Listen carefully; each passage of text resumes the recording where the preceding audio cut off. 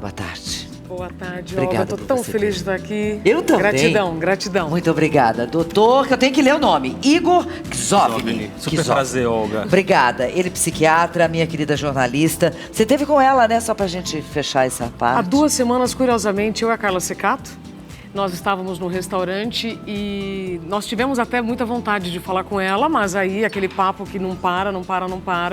Mas ela esteve, assim, muito perto de nós e a minha vontade realmente de dizer, poxa, o seu trabalho é fantástico, né? Sem Realmente, dúvida. como você falou, vai deixar uma memória muito positiva para todos nós. Muito, muito. Isabela, nós convidamos Isabela Camargo, essa jornalista linda, competente, o doutor Igor, psiquiatra, para nós falarmos da síndrome de burnout. De repente, a gente começou a falar mais sobre esse assunto. Isabela veio a público, disse: eu sofri. Sofre ainda com isso? É porque o burnout não tem cura, ele tem tratamento, mas como o meu burnout já faz 1 ano, então eu estou totalmente recuperada, tenho a medicação, como várias pessoas tomam seus medicamentos diários, não é? Então eu estou ótima agora. Sim, tive a síndrome de burnout, ou seja, o diagnóstico, porque você vai acumulando, Olga, por tantos anos, tantos sintomas, que você só vai ter o diagnóstico de burnout quando alguém, no caso um psiquiatra, né, uma pessoa que saiba realmente identificar aquilo, vai dizer, olha, desse jeito isso. não dá mais. As pessoas, muita gente tem e não sabe, doutor Igor. A maioria, na verdade, tem e não sabe, porque é um acúmulo de sintomas e situações que a pessoa vai vivendo e quando ela se percebe, na maioria dos casos, infelizmente, já está dentro de um colapso, né, Isa? Sim. Eu costumo dizer, Olga, que só tem burnout quem ama o que faz. É excesso de trabalho? Tá Seria muito isso? intimamente relacionado ao excesso de trabalho. Depressão? 2 coisas. Só tem burnout quem ama o que faz. Por quê? Porque a pessoa, ela gosta tanto daquilo que ela faz, e ela faz tanto que ela esquece de si mesma. Se entrega total. O burnout é a ausência de si mesmo. Isso, não é? e aí ela perde a referência do limite. E a ficar resolvendo situações diversas no trabalho e sem uma palavrinha mágica que a gente não está sabendo usar. O não. Ah. O não é a nossa eu tenho referência. uma dificuldade de dizer não, minha filha. Total. Quem não tem, né? O não, ele está muito relacionado à nossa referência de limite.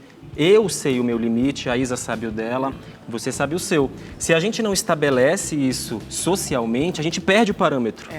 Né? Eu tenho falado sobre isso, inclusive, nas palestras. Como encontrar limite no mundo sem limites. E como é que a gente encontra, então, Isabela? É fazer uma mudança de comportamento. Claro que informação não muda comportamento de uma hora para outra. Você vai ter que realmente pensar se aquilo faz sentido para você. Agora, o não, por exemplo, como o doutor está falando, ele nos é colocado na infância como uma coisa negativa, mas o não também é muito positivo. Você fala não para alguém, é sim para você, certo? Agora, outra coisa que eu acho muito importante a gente aproveitar o seu público que está nos acompanhando, só tem burnout quem ama o que faz. Ao mesmo tempo, vai acontecer uma coisa, sabe aquela história do copo d'água que cai um pingo e aí transborda? Um momento de muita infelicidade e aí o corpo vai dizer, pera, desse jeito não dá mais. Então só tem burnout quem ama o que faz e segundo, aconteceu alguma coisa que deixou ela completamente triste, desvalorizada e aí o corpo fala, desse jeito não dá mais. Olha, eu tô aqui recebendo muitas mensagens de fãs seus. Opa, um beijo. Que bom rever Isabela, pra mim a melhor jornalista. Oh, meu Deus do céu. Beijos. Que lindo carinho aqui. Se você quiser se manifestar também, pode mandar aqui, que a gente aproveita até a vinda do doutor Igor aqui, para responder alguma pergunta. E as pessoas também estão te perguntando o seguinte, tá fora da TV? Por enquanto, tá sim. longe de tudo? Por enquanto, sim. É curioso quando algumas pessoas me perguntam, Isabela, onde você tá? E aí eu digo, eu tô livre. Eu estou livre para vir aqui, eu estou livre para ir onde me chamam e justamente por enquanto para poder transmitir essa mensagem de saúde da mente, o bem-estar da mente. Até porque por muitos anos, Olga, a gente ouve falar coisas tão equivocadas sobre pessoas que têm algumas patologias relacionadas à saúde mental. Então, estou aqui como jornalista, pesquisando muito o assunto. Tem 2.000 pessoas em contato comigo, contando as suas histórias. Agora, curioso é que, em maio, a Organização Mundial da Saúde incluiu, finalmente, a síndrome de burnout dentro do ambiente profissional. Até maio, o diagnóstico ele era muito abstrato, sabe? Inclusive, as próprias empresas... Como é recente isso, né? O termo, sim. O termo recente, que a gente estava conversando, né, Isa, lá atrás, o termo é bem recente, mas assim, o que a gente está vivendo muito é a possibilidade de falar mais sobre o tema. Esse mesmo fenômeno ganhou em outras décadas, em outros momentos, outros nomes. Por exemplo? Por exemplo, como estafa, como cansaço, né? E já era. O que é burnout? Burnout Traduza. eu acho que é a forma mais simples da gente falar para as pessoas. É o nome de um colapso. médico? De não, uma burnout pessoa, é um termo em inglês onde a pessoa se queima, ela está queimando, ela está para explodir. Sim. Né? Ela está em ponto de explosão. Isso, explosão do ponto de vista psíquico, emocional e físico também. Então, são essas 3 unidades, elas entram em colapso. As pessoas estão perguntando também se tem profissões mais suscetíveis Sim. ao burnout. Especialmente aquelas que não podem errar. Por exemplo, em 1980, uma médica americana chamada Christina Maslach, ela lançou um livro chamado The Cost of Caring, que é o custo de cuidar. Então, naquela época, eram médicos, enfermeiros, policiais e professores.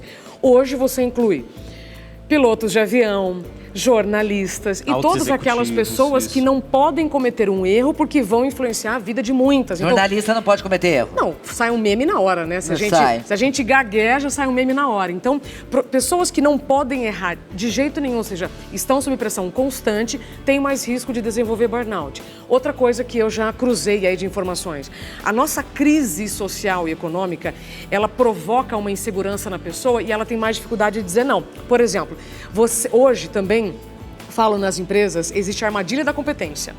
Olga, parabéns, você fez um excelente trabalho, então agora eu vou te dar mais um trabalho. E aí, mais uma função. E aí, para você dar conta desse trabalho, você vai ter que abrir mão de alguma coisa. E geralmente vai ser suas horas de sono, a sua alimentação, o seu lazer. Porque hoje as empresas não remuneram algumas delas, tá, gente? Claro que tem exceção, com retorno financeiro ou emocional. Retribuem com mais trabalho. E aí a pessoa se sente valorizada e ela não vai conseguir dizer não, doutor, sabe por quê? Porque ela vai ter medo de perder o emprego. Sim. Porque tem 13 milhões de desempregados. E as pessoas têm responsabilidades financeiras. Então, é muito melhor você pensar uma maneira de quando esse chefe seu te dá um trabalho extra e dizer, chefe, obrigada, eu sei que você confia em mim. Mas... Você tá me dando mais um trabalho, só que se eu fizer isso, eu posso ter uma consequência e aí você não vai me ter mais. E você perguntou sobre o burnout. Outro dia eu achei tão curioso, porque burnout é uma palavra inglesa. Burn significa queimar e out significa fora. Olha que curioso. Então, quando você tem o diagnóstico da síndrome de burnout, significa saia fora. Olha que você curioso. já está queimando. Já tá queimando. Não é bonito isso? É, bem significativo. O Leandro está dizendo o seguinte, tem tratamento? Se sim, quanto tempo dura? A vida inteira? Não é a vida inteira, mas assim, é o manejo da vida da pessoa. Então, a gente estava conversando, por exemplo, a maioria dos pacientes, as pessoas que passam por esse problema, voltam a exercer a mesma função antes? Muitos sim, outros não. Você vai voltar com certeza. É verdade que você teve um branco num ao vivo? Sim. Você esqueceu o que ia dizer? Na verdade é o seguinte, quando eu tive o diagnóstico do burnout, eu fazia muitos jornais e falava de improviso em todos eles, tá? Então, quando você tem algum branco no improviso, Lelê, o que acontece? É péssimo, é um horror. Mas ninguém sabe o que você vai falar na sequência, ninguém percebe. Neste caso específico, antes desse apagão maior, eu tive microapagões que ninguém percebeu. Mas, nesse dia específico, que foi dia 14 de agosto de 2018, ou seja, faz um ano, eu esqueci a capital do meu estado. E aí o apresentador que estava comigo, maravilhosamente, me disse, Curitiba. Te salvou. Me salvou, só que naquele momento eu pensei, tem alguma coisa muito errada, porque eu não sabia onde eu estava, quem eu era, o que eu estava fazendo.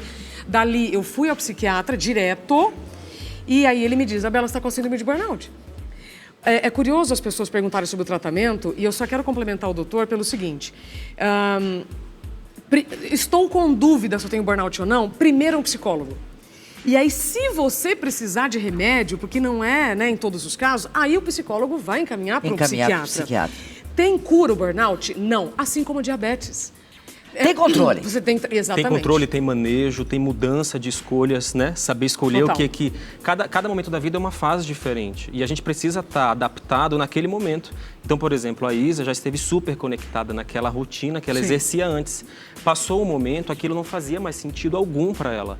E aí ela precisou parar um pouco, né, o tal do freio, para falar, gente, o que eu vou fazer da minha vida de agora em diante? Porque aquilo não faz mais sentido para mim. A Adriana aqui, ela está dizendo o seguinte, trabalho com vendas, realmente amo o que faço e tenho síndrome também.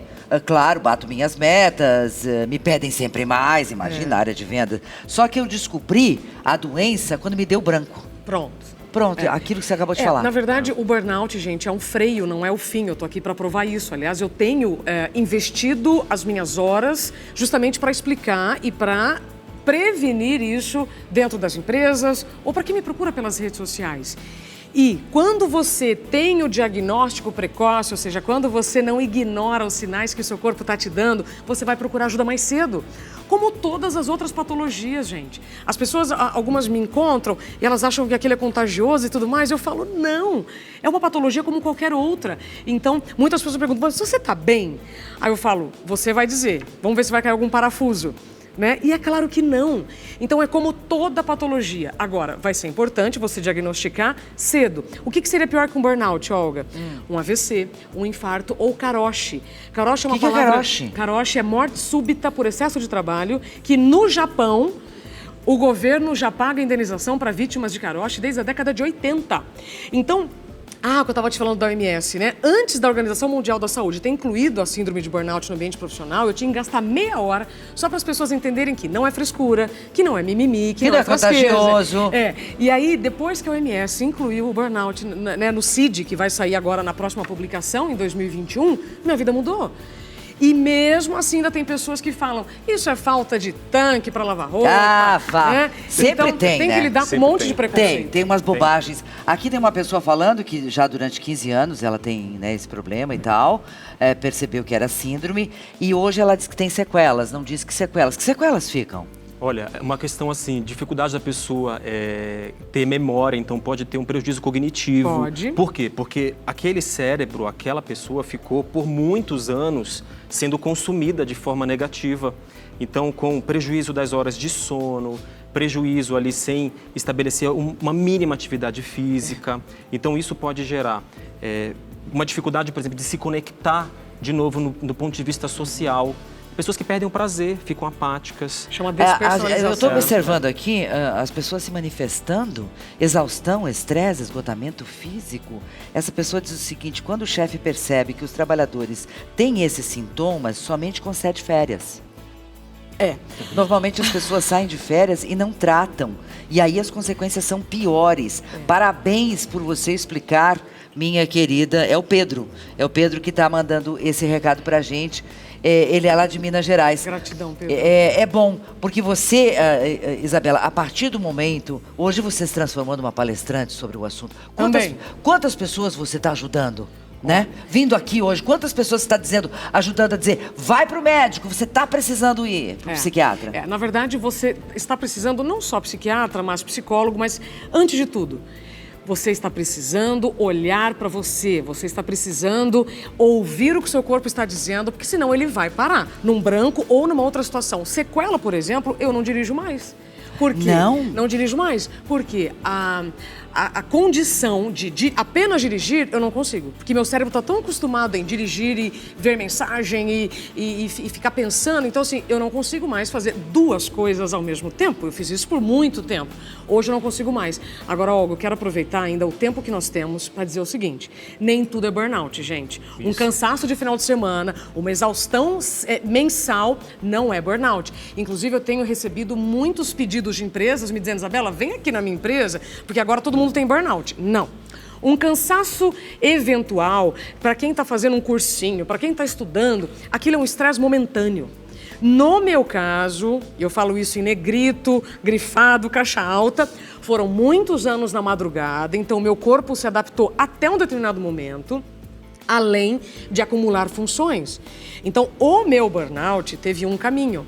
Tem pessoas que me procuram e que dizem que começaram a acumular sintomas durante 10 anos. 4 anos, então você não tem uma regra para ter um tempo médio para adquirir o burnout e nem para o tratamento dele, porque cada pessoa é uma pessoa.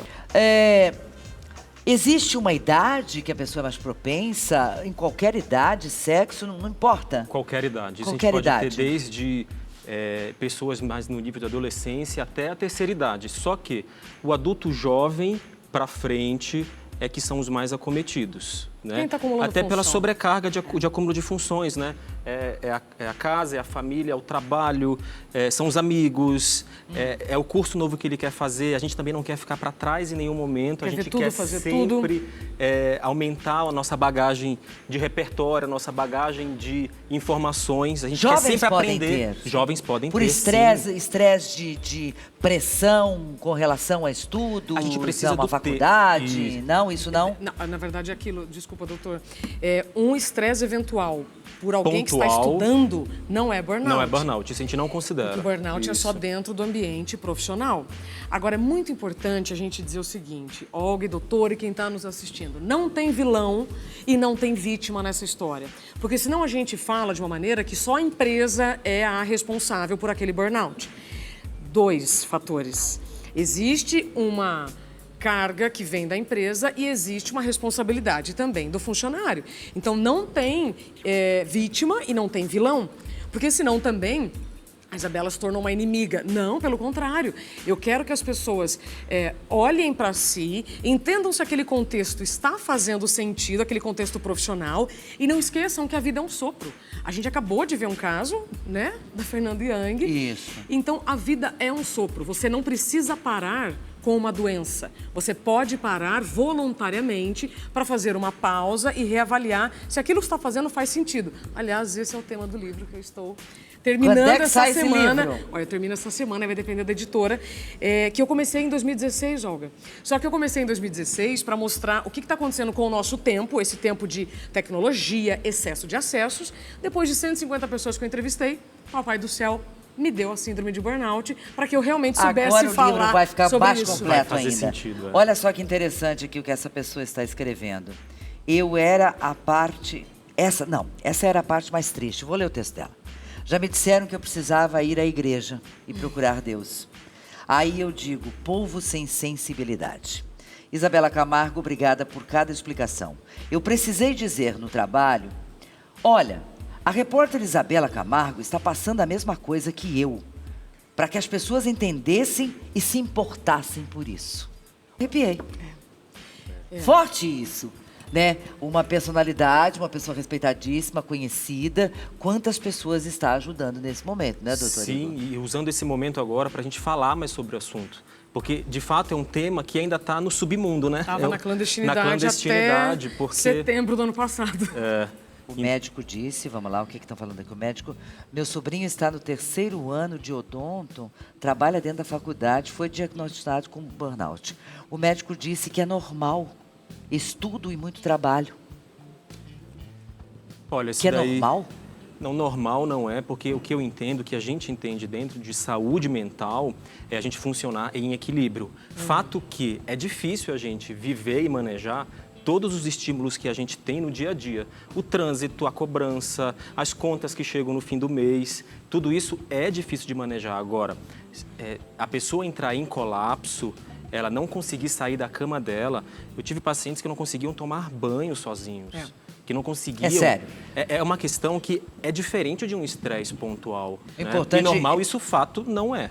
Né? Buscar mais informação, ler mais, ouvir o que essa maravilhosa fala, @Isabela Camargo Real, o Instagram dela. Quer divulgar o seu Instagram, doutor? É Clínica Maia. Clínica Maia é a do Dr. Igor. Logo vamos ter um livro e a gente torce para que você volte logo para a telinha. Gratidão, Olga. Posso só falar mais uma coisa? Fale, minha a gente tem que ter mais acolhimento, partindo dessa mensagem que nós recebemos, a gente tem que ter mais acolhimento para as pessoas com dores invisíveis. Porque é muito mais fácil a gente acolher alguém que está sangrando, Claro. alguém que está com uma perna quebrada. Porque quando alguém tem fibromialgia, por exemplo, dor na coluna... Ninguém tá vendo. Sempre a pessoa fala assim, será que não é frescura? Depressão, ansiedade, a síndrome de burnout é só mais uma dor invisível, que eu tô aqui com muito carinho, respeito e responsabilidade para tirar esse assunto da clandestinidade. Então, temos que ter mais acolhimento para aquela pessoa que está do nosso lado. Você tá vendo algo que a pessoa tá diferente. Você tá vendo que ela tá tendo crises nervosas. Prestar mais atenção no outro. Exatamente. Então, Minha gratidão. linda. Conte comigo. Gratidão você ter vindo. Gratidão Muitíssimo mesmo. obrigada. Sucesso. Pra nós. Quero Abriu um te pouco ver a logo. história, Obrigada. né? Eu que agradeço. Obrigada, foi doutor. ótimo. Obrigado, Obrigadíssimo, Olga. meu amor.